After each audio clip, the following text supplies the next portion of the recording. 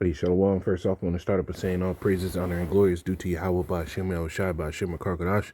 That's all praises to the world calls God, whose true name in the Hebrew is Yahweh, by Hashem meaning in the name of Yahweh Shai being the name of the only begotten Son. I also want to say double honors to the elders and apostles of great millstone and peace and mercy to the hopeful elect preaching his word and truth of sincerity. I'm the brother Tazabah. Lord will with another video to edify. And I wanted to make a lesson, right? Coming off the back of the lesson by one of the elder bros, Amawan Gabar in the New York camp. And, you know, the brother's title is The Heathen Nations Ain't Gonna Do Jack Shit After 1,000 Years in the Kingdom of Yahweh Shai. And the scriptures agree with the statement. All right, I'm going to play this and I'm going to get into it. And they lived and reigned with Christ 1,000 years. Verse 5. But the rest of the dead lived not again until the 1,000 years were finished. This is the first resurrection. Here. And the rest of the dead is talking about the other nations. All right, because after 1,000 years, which that 1,000 years, again, is talking about the period in which we're going to have these nations in hardcore slavery, but building up our kingdom. And the only nation that's going to be done away with is going to be the nation of Edomites. All right, and the other nations, they're going to have their lands that were rightfully given to them since the beginning. They're going to have their lands. You know, that's all I needed on it, right? But Bishop Nate kind of spin the tail. I'm talking about Esau is going to sit here and join forces with the other nations and come up and fight against Israel after they're put down when Yahweh Shai comes back. That's a fucking falsity, right? The Lord said, right, this is 1 Corinthians 15 and 24. It says, then cometh the end when he shall deliver up the kingdom of the Most High, even the Father, when he shall put down all rule in authority and power, right? You see? It says, for he must reign till he have put all enemies under his feet. The last enemy that shall be destroyed is death. So the Lord, right, through Yahweh Shai, he's going to put down all authority and power, right? He's going to put down everybody. There's not going to be anybody to lift himself up against the Lord after that. Remember, the promise was to the Lord that he sit upon the Lord's right hand, right? This is, Matthew 24. Was it 22? Let me see. 22 and 44. Matthew 22 and 44. It says, start at 43, it says, he said unto them, then doth David in spirit, how then doth David in spirit call him Lord, saying, the Lord said unto my Lord, sit thou on my right hand till I make thy enemies thy footstool. That doesn't sound like his enemies are able to come up and come against him. That sounds like they're put under his feet constantly.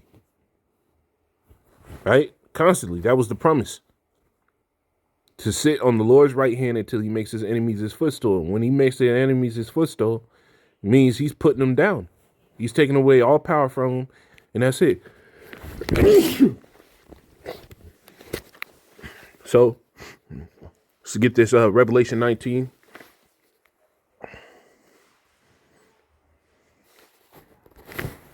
Revelation 19 and I gotta start at 11. It says, and I saw heaven open, and behold, a white horse, and he that sat upon him was called Faithful and True, talking about Yahweh Shai.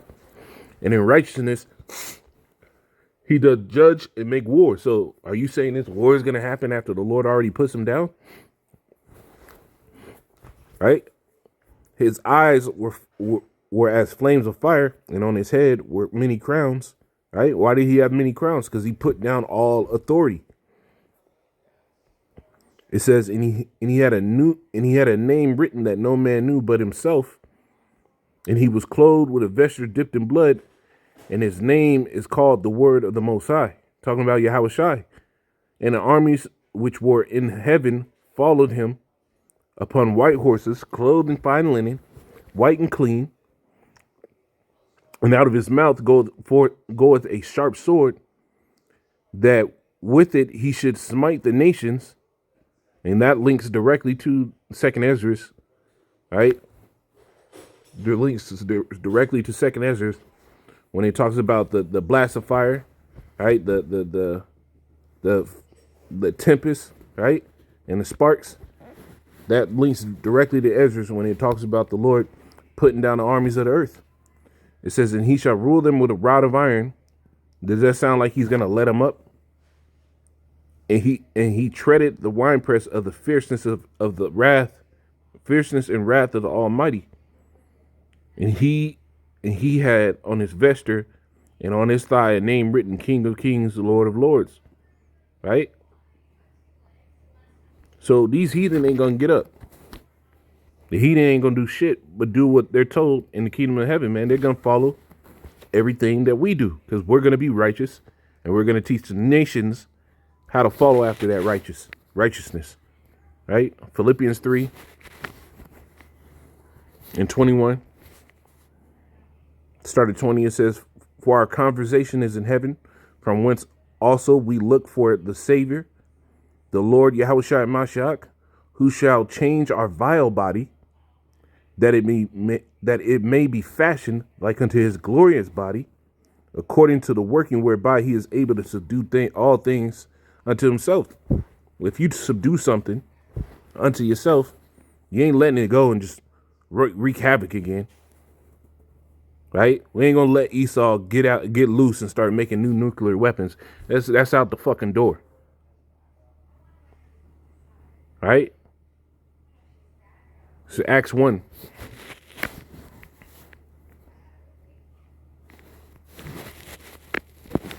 Acts chapter 1, verse 6. It says, when they therefore came together, they asked him, saying, Lord, will thou at this time restore the kingdom unto Israel? Right? Why would they ask the Lord to restore the kingdom of Israel unto them at that time if it meant the heathen was going to get right back over them? Right? Remember, this is supposed to be an everlasting rulership. This is Daniel, the 2nd chapter, because you got to go into prophecy. You got to understand that we're in the time of the statue on the 10 toes, right? Right, Daniel's 2, and I want to start at 40. It says, in the 4th kingdom shall be as iron, for as much as iron breaketh in pieces and subdueth all things, and as iron breaketh all things, shall it break in pieces and bruise. So what was that 4th kingdom? Going into the Roman Empire. Right? The Roman Empire, they're known for their iron swords too. So this is where we're at. There wasn't going to be another kingdom that pops up after the kingdom of heaven gets issued and established on the earth. The 4th kingdom was the Roman Empire, right? It says, and whereas thou sawest the feet and the toes, part of potter's clay and part of iron, the kingdom shall be divided, but there shall be in it of the strength of the iron, for as much as thou sawest the iron mixed with miry clay, talking about the strong nations and the weak nations, the strong NATO nations, right, versus the weak NATO nations. The strong ones are iron. You got British, you got Great Britain, you have man, I'm drawing a damn blank on it. Give me a second, man. Right?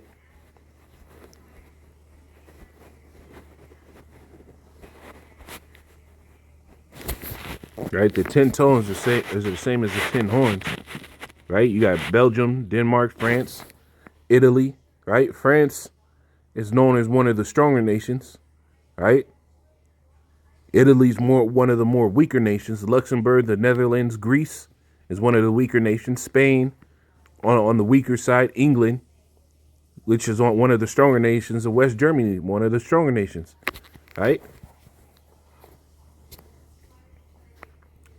So it says, and as the toe, is verse 42, it says, and as the toes of the feet were part of iron and part of clay, so shall the kingdom be partly strong and partly broken. And whereas thou sawest the iron mixed with miry clay, they shall mingle themselves with the seed of man, but they shall not cleave one to another, as as even the iron is not mixed with the clay, meaning going into those spats, right? Going into those arguments between these nations, right? Verse 44 says, and in the days of these kings shall the power of heaven set up a kingdom, and which shall never be destroyed, and the kingdom shall not be left to other people. So how the hell are you going to let the kingdoms, the other nations, come up and just get to a point where they can fucking war with us? It makes no sense. The Lord said it was not going to be left to other people, right? Nobody else is going to get able to be propped himself up in that time. It didn't happen in Esau's kingdom like that. While that kingdom ruled, that kingdom ruled. It didn't go down till the Lord set up another kingdom to rule. Right? But it shall break in pieces and consume all these kingdoms. Right? And it shall stand forever. For as much as thou sawest the stone was cut out of the mountain without hands, and that it break in pieces the iron, the brass, the clay, the silver, and the gold. Right? All those are the kingdoms of the earth that rose, right? All those, the four kingdoms, right? The great power had made known to the king what shall come to pass hereafter. The dream is certain and the interpretation is true. So there's no rising back up for the fucking other nations, man. That's it. When the Lord comes, he puts all this stuff down, and he sets Israel up forever. Nobody's going to move a mouth or peep at us again, man. They're not going to want to, because after they serve their hard bondage, right, we're going to give the nations their little lands back, right? And they'll just be they'll have to give up, the best of their lands, the forces of the Gentiles, like the scriptures say. They'll give up the best portions of us as a tithe, as a tribute. And then they get to function. They get to keep their own shit. Cook their food, lawful food. That's it. But these other nations, Esau ain't getting back into no power position. He's done too much wickedness to be allowed to get back up into any power position. Shalom.